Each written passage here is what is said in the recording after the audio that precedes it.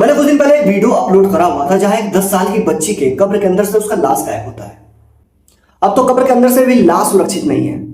जी भैया, ये उत्तर प्रदेश है, यहाँ कुछ भी हो सकता है।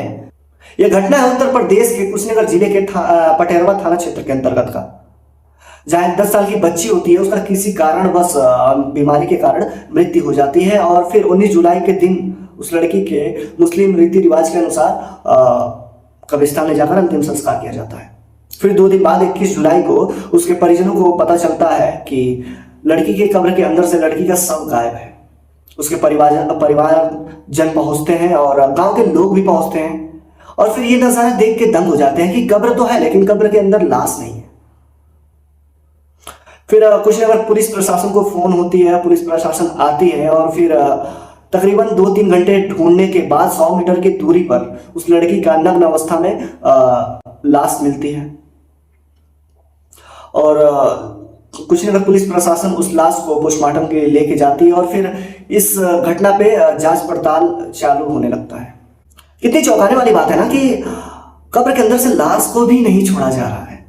हालांकि उस लाश के पास कुछ अंधविश्वास चीजें रही हैं, ब्लैक मैजिक की चीजें रही हैं, तो साफ तौर पे पता चलता है कि ये ब्लैक मैजिक के अंधविश्वास के चक्कर में ये सब किया जा रहा है। लेकिन पता नहीं कौन लोग होते हैं ये करते हैं कि मरे हुए लोग कभी जिंदा होते हैं क्या। तो फिर कुशीनगर पुलिस प्रशासन इस मामले को कड़ी नजर रखती है और पूरी गहराई से जांच पड़ताल करने के बाद तकरीबन 15-16 दिन बाद 4 लोगों की गिरफ्तारी होती है, जिसमें 2 महिलाएं होते हैं और 2 पुरुष।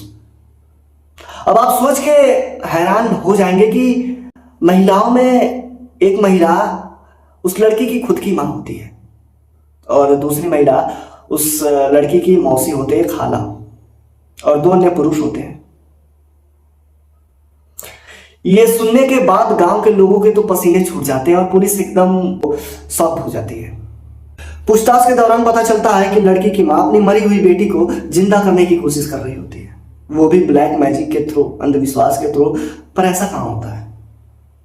अब इसे मां का पागलपन कहें या फिर मां का प्रेम, कुछ समझ में नहीं आ रहा है।